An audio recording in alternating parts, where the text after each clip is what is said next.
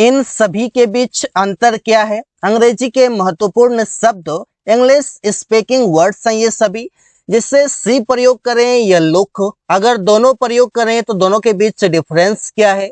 Here versus listen, और दोनों का मतलब होता है सुनना, सुनने के लिए हियर प्रयोग करें या लिसन प्रयोग करें, दोनों के बीच डिफरेंस क्या है? तो एक एक चीजें we are going to talk about in this video, so must watch this video till the end because this video is going to be amazing.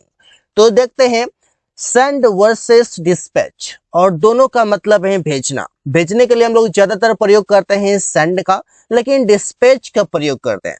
इसे सेंड का मतलब है संदेश या किसी इंसान को भेजना, जैसे कि आप कोई संदेश भेज देते हैं, कोई मैसेज भेज देते हैं, या किसी इंसान को कहीं पर काम करने के लिए किसी के घर पर आप कोई बाजार भेज देते हैं तो वहां पर सेंड प्रयोग होगा।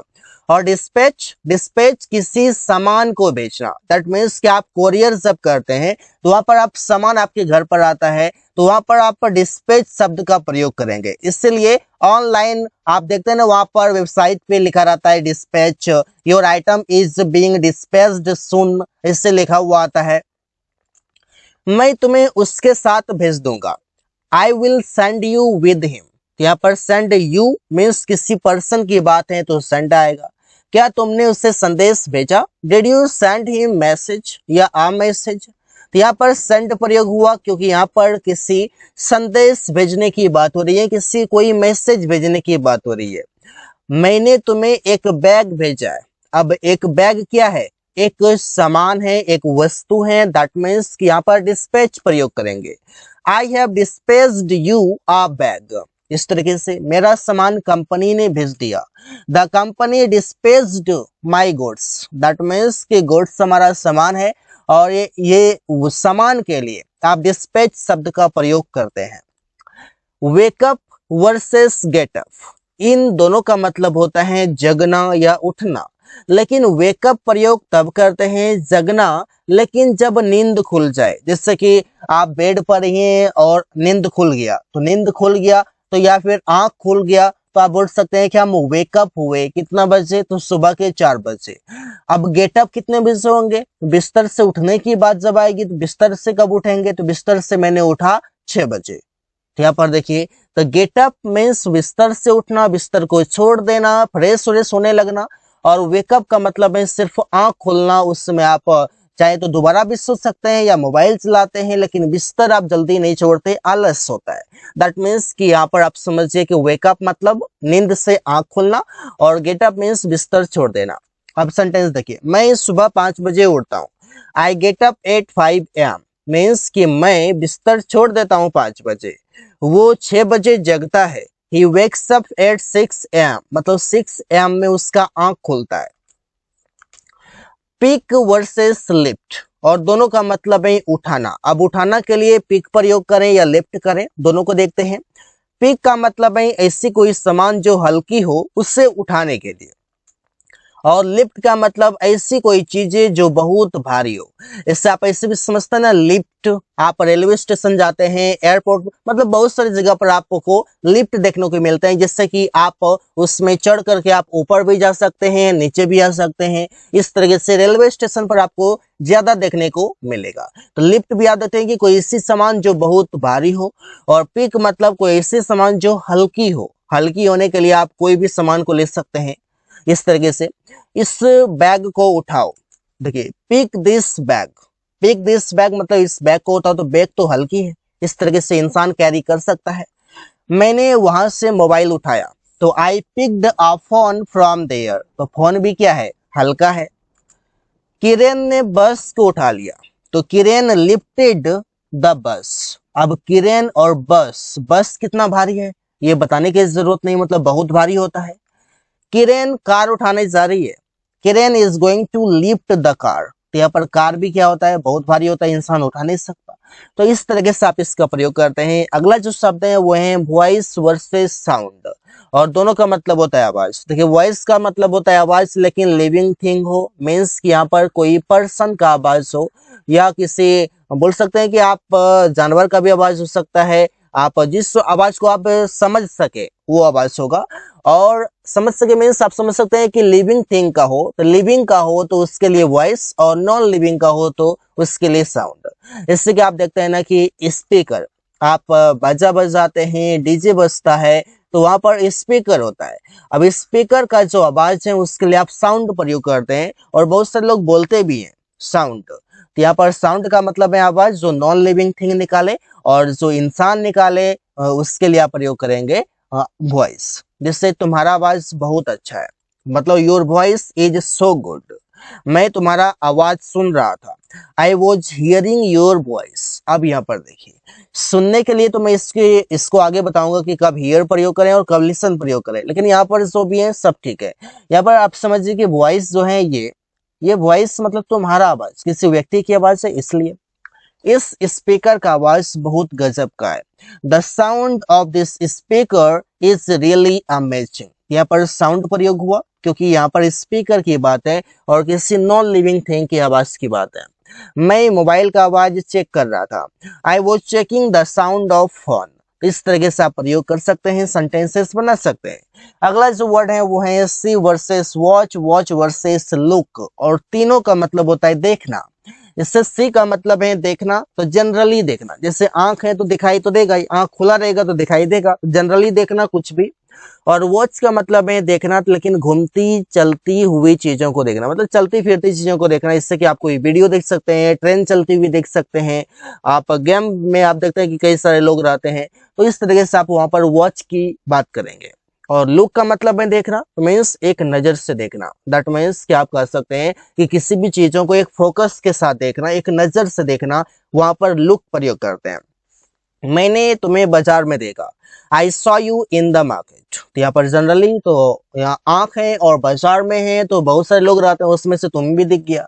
उसने कल एक मूवी देखा, सी वॉच्ड अ मूवी यस्टरडे। यहाँ पर देखी भी कर सकते हैं। तो यहाँ पर वॉच प्रयोग क्यों हुआ, क्योंकि यहाँ पर मूवी की बात, और मूवी मूविंग होती है, चलती फिरती रहती है।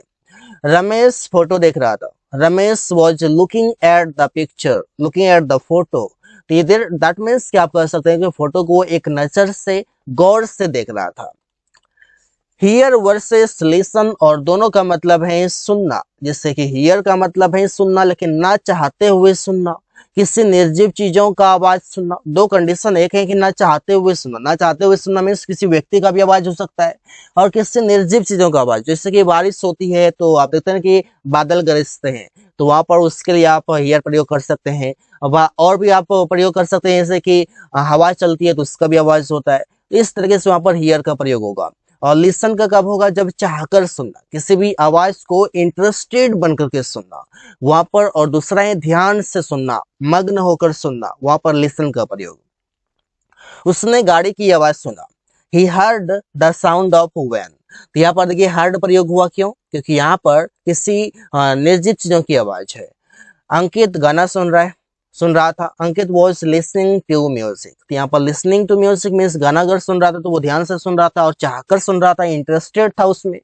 तुम उसकी बातों को सुन रहा था, you were listening to his words. तो इस तरीके से आप इसका प्रयोग करते हैं।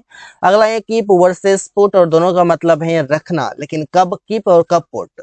कीप का मतलब है रखना, लेकिन फिजिकली भी रख सकते हैं, आप यहाँ से चल के भी जाके रख सकते हैं, नॉन फिजिकली भी आप रख सकते हैं। इसे बोलते हैं ना कि इस बातों को अपने तक रखो, इससे मत फैलाना, इस तरीके से। तो पुट का मतलब है फिजिकली, ओनली फिजिकली, मतलब कोई भी सामान आप जाकर रखेंगे। मैंने बेड पर कंबल रखा, I put the blanket on the bed, I kept the blanket on the bed. Both are correct, because यहाँ पर आप फिजिकली की बात है तो फिजिकल रूप से आप जाकर के दोनों को रख सकते हैं। रमेश कमरे में सभी किताबों को रख रहा है, Ramesh is putting all the books in the room. इस तरीके से Ramesh is keeping all the books in the room, तो दोनों यहाँ पर सही है। इस मामले को अपने तक रखो, keep this matter to you. मैं अपने शब्दों को रखा, आई केप्ट माई वर्ड्स। तो इस तरीके से आप इसका प्रयोग कर सकते हैं। Say versus tell versus speak versus talk. अब इन सभी शब्दों का मतलब होता है कहना या बोलना। से का मतलब है कहना, लेकिन सामान्यतः कुछ कहना, जनरली आप कुछ कहने की बात करते हैं। टेल का मतलब है बताना, लेकिन कोई चीजों को एक्सप्लेन करना, कोई टॉपिक को एक्सप्लेन करना, कोई कहानी को बताना।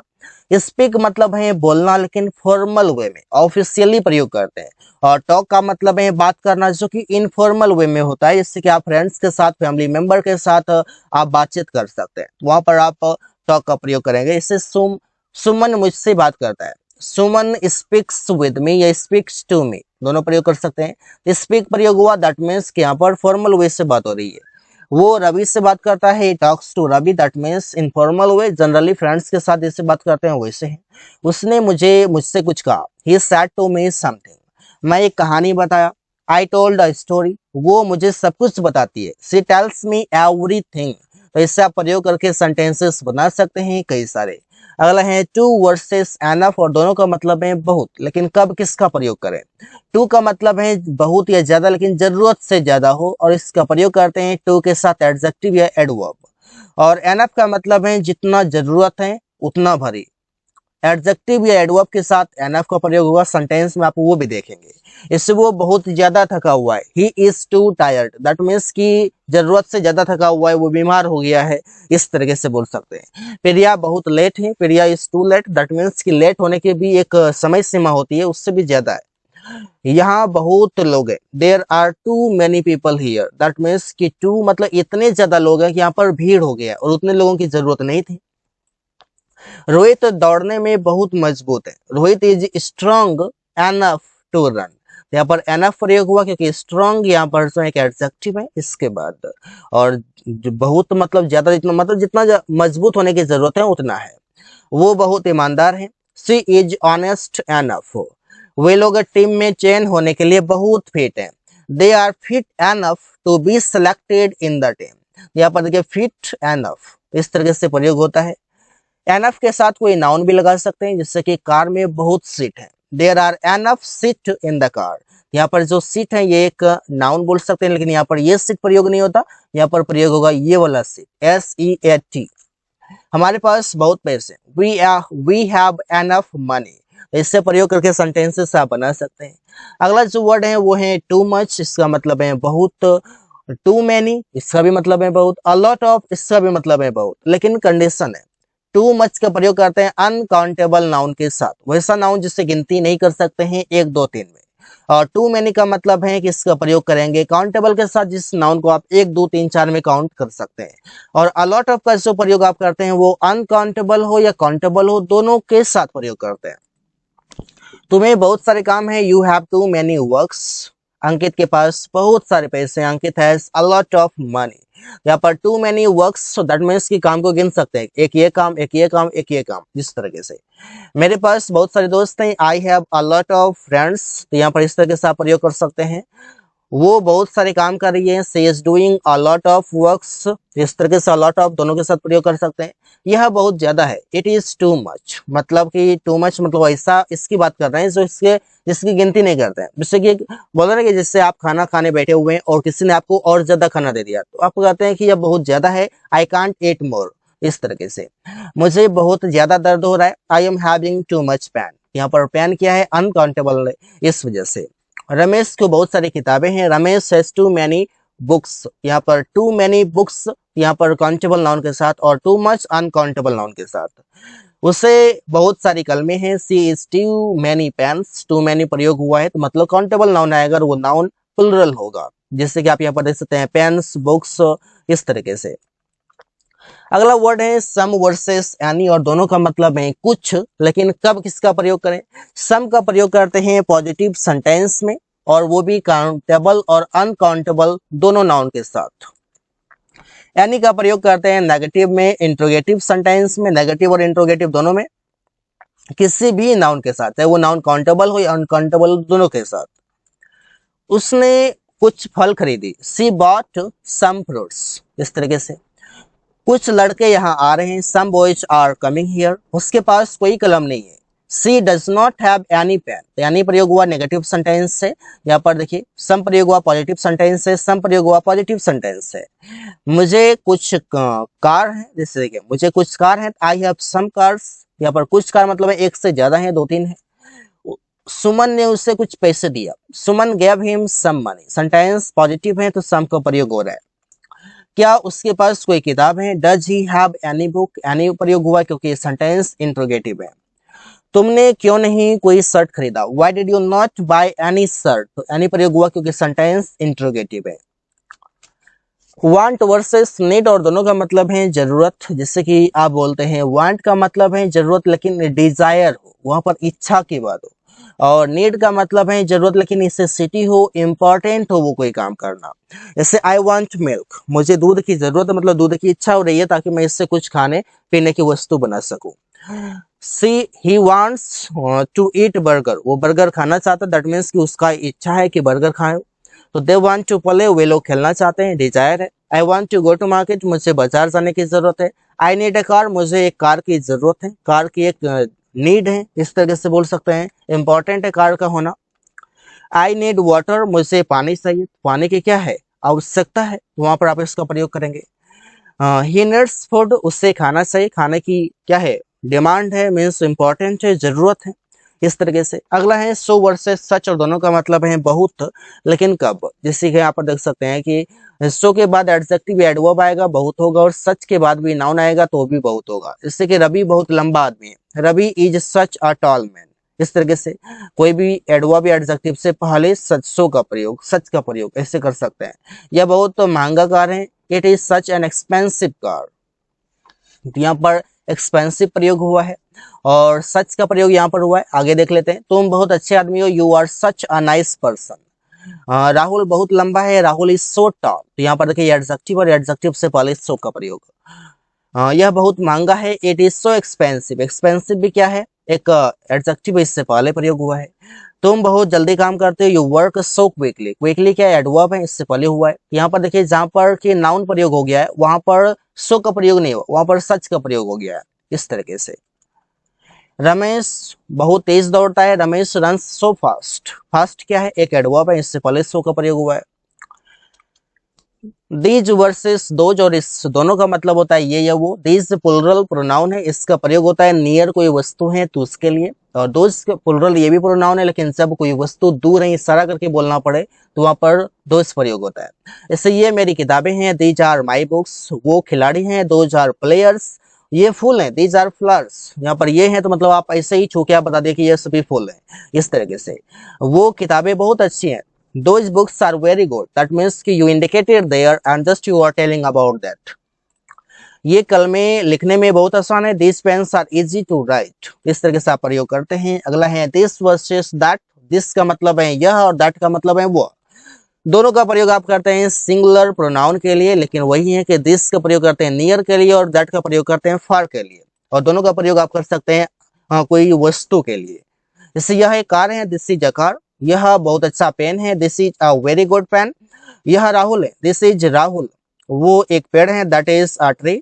वो एक कंपनी है, अब दैट इज अ कंपनी, तो दैट इज अ कंपनी, तो वहां पर इसका प्रयोग कर सकते हैं और सेंटेंसेस बना सकते हैं। इट का प्रयोग कैसे करें? इससे इट का प्रयोग करते हैं समय, ऋतु, वर्ष, महीना बताने के लिए। आज छुट्टी है, इट इज हॉलीडे टुडे। आज गर्मी है, इट इज समर टुडे। 5 बजा है, इट इज 5 o'clock। आज रविवार है, इट इज संडे टुडे। यह अप्रैल का महीना है, it is the month of April, इस तरीके से आप बना सकते हैं।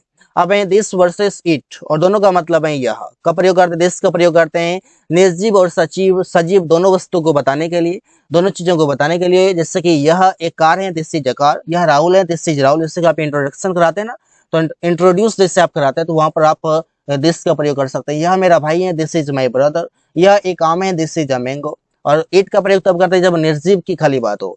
जैसे कि यह एक कार है, इट इज, यह मेरा कार है, इट इज माई कार। यह एक कार है, इट इज अ कार। यह एक लैपटॉप है, इट इज अ लैपटॉप। यह एक किताब है, इट इज अ बुक। इस तरीके से आप इसका प्रयोग कर सकते हैं और सेंटेंसेस बना सकते हैं। वीप वर्सेस क्राई और दोनों का मतलब है रोना। जिससे कि वीप का मतलब है रोना लेकिन धीरे धीरे रोना, जिससे कि आंख से आंसू निकल रहा हो। और क्राई का मतलब है रोना जो कि जोर से रोने की बात होती है, जैसे बच्चे रोते हैं, इस तरीके से बच्चे रो रहे थे, चिल्ड्रन वर क्राइंग। तुम क्यों रो रहे हो? Why are you weeping? वो रो रहा है, ही इज वीपिंग, इस तरीके से प्रयोग करते हैं। कॉस्टली वर्सेस एक्सपेंसिव और दोनों का मतलब है महंगा, लेकिन कॉस्टली जब हो जब सस्ती चीजें महंगी लगे, और एक्सपेंसिव तब हो जब कीमती चीजों की बात कर रही हो, जैसे यह मोबाइल महंगा है, this mobile is costly, that means कि इसका इतना प्राइस नहीं है फिर भी इतना प्राइस बता रहा है। बैग महंगा है, the bag is expensive. Bike महंगा है, a bike is expensive. So guys, thanks for watching, that's all for today.